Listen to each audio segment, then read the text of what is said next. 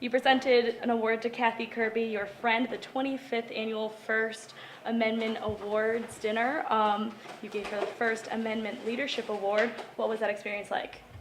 Well, Kathy is such a role model and has been such a terrific champion for First Amendment rights for journalists. And I had the pleasure of working with her very closely for 12 years on all kinds of interesting challenges that we faced.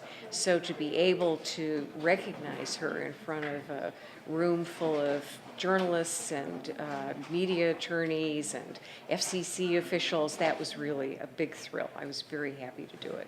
So what experiences have you guys had together? I think one of the most significant things, memorable things that we did involved the 2000 presidential election when there was a dispute over the ballots and the vote counting in the state of Florida, and it made its way all the way up to the Supreme Court. And essentially, the Supreme Court of the United States was going to decide the outcome of the presidential election. Well, we felt very strongly that this was something that the public should see, but the Supreme Court doesn't allow television cameras in for its proceedings. And so after we requested that cameras be allowed in and the Supreme Court said no, then we had a bright idea because the Supreme Court records all of its arguments automatically. So we said, would you allow those recordings to be disseminated to the public? And the Chief Justice, Justice Rehnquist, responded and said, we're not going to allow cameras and we're not going to do live broadcasting, but we will release the audio tapes on the same day as the arguments, immediately after the conclusion of the arguments, which meant that the public could hear for themselves what had been said in the Supreme Court. That was when that letter came in over the fax, and those were the days when things were faxed to you.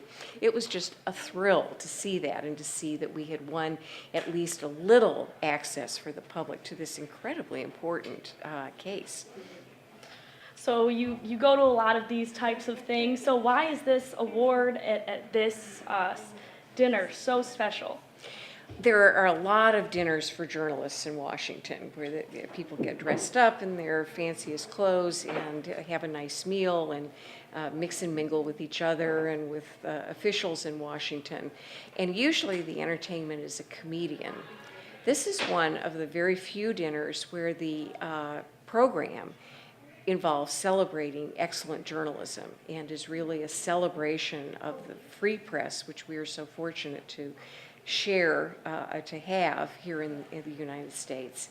And the other thing that this dinner always reminds us is that a free press has to be fought for and won every day. The battle is never over. There are always new challenges, and we certainly heard that tonight from the great people who were honored tonight.